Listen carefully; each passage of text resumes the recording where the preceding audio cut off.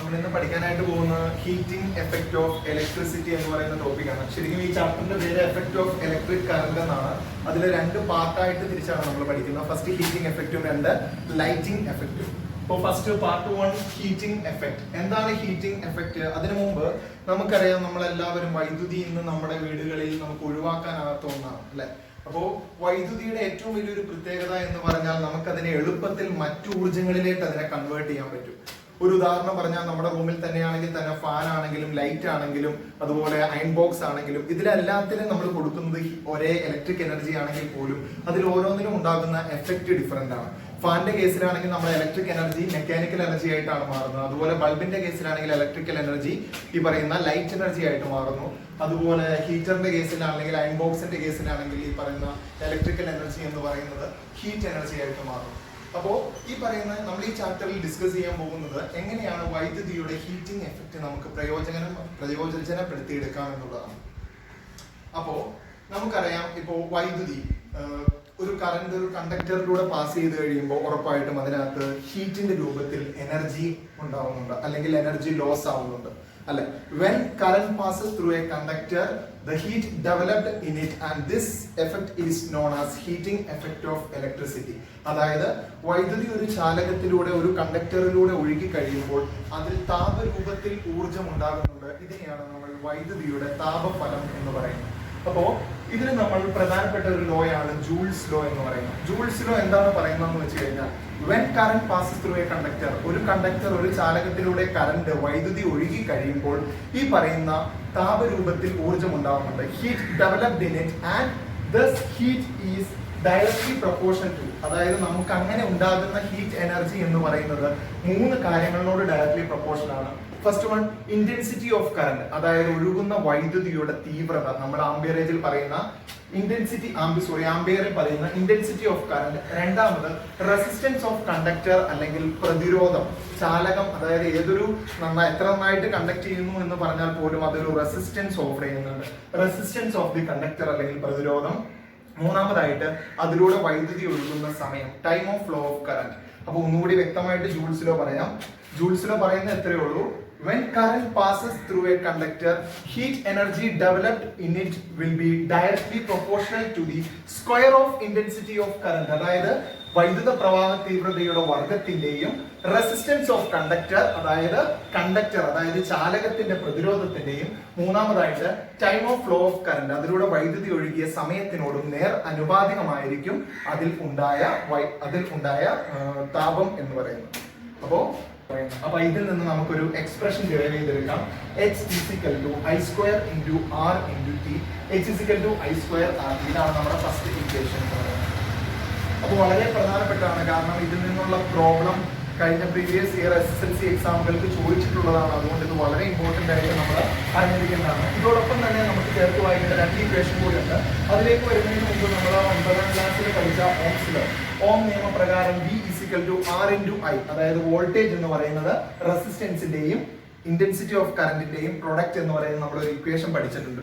ഇത് നമുക്ക് ഈ പറയുന്ന ജൂൾസ് ലോയിൽ അപ്ലൈ ചെയ്ത് കഴിഞ്ഞാൽ നമുക്ക് ഇതോടുകൂടി രണ്ട് ഇക്വേഷൻ കൂടി കിട്ടും. അതായത് നമുക്ക് സാധാരണഗതിയിൽ ഈ പറയുന്ന intensity of current, resistance, time, ഇത് മൂന്നും തന്നു കഴിഞ്ഞാൽ നമുക്ക് ഈ ഇക്വേഷൻ അപ്ലൈ ചെയ്യാം. പക്ഷെ ചിലപ്പോൾ വോൾട്ടേജിന്റെ ടൈംസിലാണ് തരുന്നതെങ്കിൽ നമുക്ക് അവിടെ ഈ ഇക്വേഷൻ ആപ്ലിക്കബിൾ ആവില്ല, കാരണം ഇതിൽ വോൾട്ടേജ് ഇല്ല.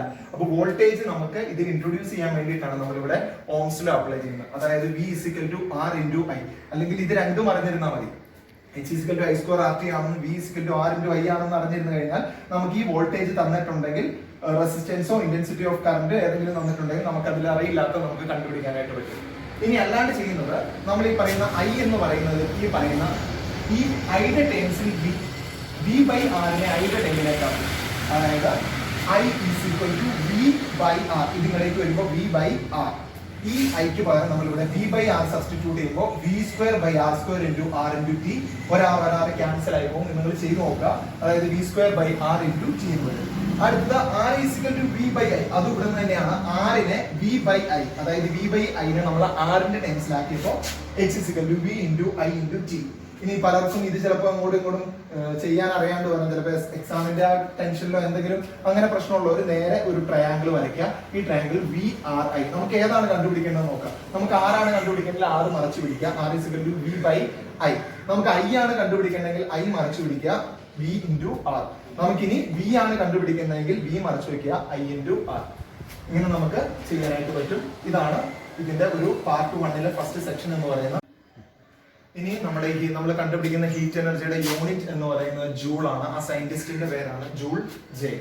ഓക്കെ, ഇനി നമ്മൾ പറയാനായിട്ട് പോകുന്നത് പവറിനെ കുറിച്ചാണ്. പവർ എന്ന് പറയുന്നത് റേറ്റ് ഓഫ് വർക്ക് ഡൺ, അതായത് ചെയ്യുന്ന പ്രവൃത്തിയുടെ നിരക്കിനെയാണ് നമ്മൾ പവർ എന്ന് പറയുന്നത്. ഇനി പവർ കണ്ടുപിടിക്കാൻ അതിനു മുമ്പ് പവറിന്റെ യൂണിറ്റ് എന്ന് പറയുന്നത് വാട്ട് അല്ലെങ്കിൽ ജൂൾ പെർ സെക്കൻഡ്. അതാണ് ഞാൻ പറഞ്ഞത്, ചെയ്യുന്ന എനർജി, ഇവിടുത്തെ വർക്ക് എന്ന് പറയുന്നത് ഹീറ്റ് എനർജിയാണ്. അതിനെ ടൈം കൊണ്ട് ഡിവൈഡ് ചെയ്യുമ്പോൾ ജൂൾ പെർ സെക്കൻഡ് അല്ലെങ്കിൽ കോമൺ ആയിട്ട് യൂസ് ചെയ്യാറുള്ള വാട്ട് എന്നുള്ളതാണ്. ഇനി പവറിന് 3 equation, P = I²R, P = V × I, P = V²/R.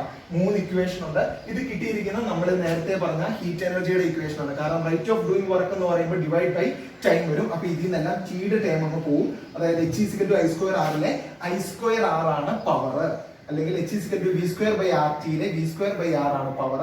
H = VIT VI ആണ് ആ ഉപകരണത്തിന്റെ പവർ എന്ന് പറയുന്നത്. അപ്പൊ പവർ എന്ന് പറഞ്ഞാൽ സിമ്പിൾ ആയിട്ട് പറഞ്ഞാൽ ഒരു സെക്കൻഡിൽ ചെയ്യുന്ന വർക്ക്. അപ്പൊ ഒരു സെക്കൻഡിൽ ചെയ്യുന്ന വർക്ക് എന്ന് പറയുമ്പോൾ അവിടുത്തെ ടൈം നമുക്ക് ആവശ്യമില്ല, അതിനെയാണ് പവർ. അപ്പൊ പവർ എന്ന് കണ്ടു കഴിഞ്ഞാൽ നമുക്ക് ഒരു സെക്കൻഡ്, ഒരു ഹീറ്റിംഗ് ഡിവൈസിന്റെ പവർ ക്വസ്റ്റ്യനിൽ അവർ തന്നു കഴിഞ്ഞാൽ നമുക്ക് ഉടനെ തന്നെ നമുക്ക് ബോധം ഉണ്ടാവണം, അത് ഒരു സെക്കൻഡിൽ ചെയ്യുന്ന ഹീറ്റ് എനർജിയാണ് അവർ ക്വസ്റ്റ്യനിൽ തന്നിരിക്കുന്നത്.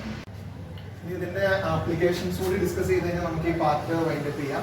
അപ്പോൾ ഈ ആപ്ലിക്കേഷൻ 2 എണ്ണമാണ് നമ്മളിവിടെ ചർച്ച ചെയ്യാനായിട്ട് പോകുന്നത്. ഫസ്റ്റ് ഹീറ്റിംഗ് ഡിവൈസും, 2 സേഫ്റ്റി ഫ്യൂസും, താപനോപകരണങ്ങളും സുരക്ഷാ ഫ്യൂസും. ഇത് രണ്ടും ഈ പറയുന്ന ഹീറ്റിംഗ് എഫക്റ്റിന്റെ ആപ്ലിക്കേഷനാണ്. ഒന്ന്, ഹീറ്റിംഗ് ഡിവൈസ് നമ്മൾ പഠിക്കുമ്പോൾ അതിലെ പ്രധാനപ്പെട്ട ഒരു പാർട്ടാണ് ഈ പറയുന്ന ഹീറ്റിംഗ് കോയിൽ എന്നുള്ളത്.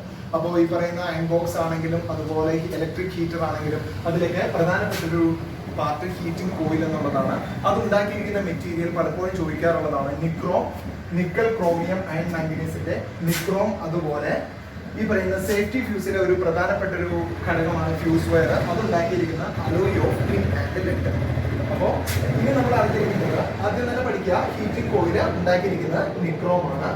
സേഫ്റ്റി ഫ്യൂസിലെ fuse wire alloy of tin and lead. ഇനി നിക്രോമിന്റെ കുറച്ച് സവിശേഷതകൾ അറിഞ്ഞിരിക്കണം. ഫസ്റ്റ്, നിക്രോമിന് ഹൈ മെൽറ്റിംഗ് പോയിന്റ് ഉണ്ടായിരുന്നു. കാരണം നമ്മൾ ഒരു ഹീറ്റിംഗ് ഡിവൈസ് യൂസ് ചെയ്ത് കഴിയുമ്പോൾ അതിന് ദീർഘനേരം ചുട്ടുപഴുത്ത് നിൽക്കണം, അല്ലെ? ഉയർന്ന ദ്രവണാങ്കം, മെൽറ്റിംഗ് പോയിന്റ് അല്ലെങ്കിൽ ദ്രവണാങ്കം എന്ന് പറഞ്ഞു കഴിഞ്ഞാൽ ഒരു വസ്തു മെൽറ്റ് ചെയ്യുന്ന ടെമ്പറേച്ചർ ആണ്. അത് പെട്ടെന്ന് മെൽറ്റ് ചെയ്ത് പോയി കഴിഞ്ഞാൽ അത് ഒരു ഉയർന്ന ഹീറ്റ് അതിന് താങ്ങാനാവാതെ പെട്ടെന്ന് ഉരുകി പോകും. അപ്പൊ ഹൈ മെൽറ്റിംഗ് പോയിന്റ് ഉണ്ടായിരിക്കണം. രണ്ടാമത്തെ, ഹൈ റെസിസ്റ്റൻസ് ഉണ്ടായിരിക്കണം. അതിന് വൈദ്യുതിയെ തടഞ്ഞു നിർത്താൻ കഴിയണം, വൈദ്യുതിയെ അമിതമായി കടത്തിവിടാണ്ട് ഹൈ റെസിസ്റ്റൻസ്. മൂന്നാമത്, ability to remain red hot condition for a long time. ദീർഘനേരം ചുട്ടുപഴുത്ത അവസ്ഥയിൽ അതിന് നിൽക്കാനുള്ള കഴിവുണ്ടാവും. അടുത്തത് സേഫ്റ്റി ഫ്യൂസ് വയർ. അതിനുണ്ടായിരിക്കേണ്ട വലിയൊരു പ്രത്യേകത എന്ന് പറയുന്നത് അതിന് ലോ മെൽറ്റിംഗ് പോയിന്റ് ആയിരിക്കണം. ഇതിന് ഹൈ മെൽറ്റിംഗ് പോയിന്റ് ആണെങ്കിൽ ഇതിന് ലോ മെൽറ്റിംഗ് പോയിന്റ് ആയിരിക്കും. കാരണം നമ്മൾ സേഫ്റ്റി ഫ്യൂസ് യൂസ് ചെയ്യുന്നത് എന്തെങ്കിലും ഒരു അമിത വൈദ്യുതി പ്രവാഹം ഉണ്ടാകുമ്പോൾ നമ്മളെയും നമ്മുടെ ഈ പറയുന്ന വൈദ്യുതോപകരണങ്ങളെയൊക്കെ സംരക്ഷിക്കാൻ വേണ്ടിയിട്ടാണ്. ഇൻ കേസ് എന്തെങ്കിലും ഈ പറയുന്ന ഷോർട്ട് സർക്യൂട്ട് മൂലമോ ഓവർലോഡിംഗ് മൂലമോ ഹൈ കറണ്ട് ഫ്ലോ ഉണ്ടായി കഴിഞ്ഞാൽ ഈ പറയുന്ന ഫ്യൂസ് വയർ മെൽറ്റ് ചെയ്ത് പോകണം, അല്ലെ? അപ്പോൾ ഫ്യൂസ് വയർ മെൽറ്റ് ചെയ്ത് പോകണമെങ്കിൽ അതിന്റെ മെൽറ്റിംഗ് പോയിന്റ് വളരെ കുറവായിരിക്കും. ഇപ്പൊ സാധാരണയായിട്ട് MCB ഡിസ്ട്രിബ്യൂഷൻ ബോക്സ് ഒക്കെയാണ് കൂടുതലും യൂസ് ചെയ്യുക.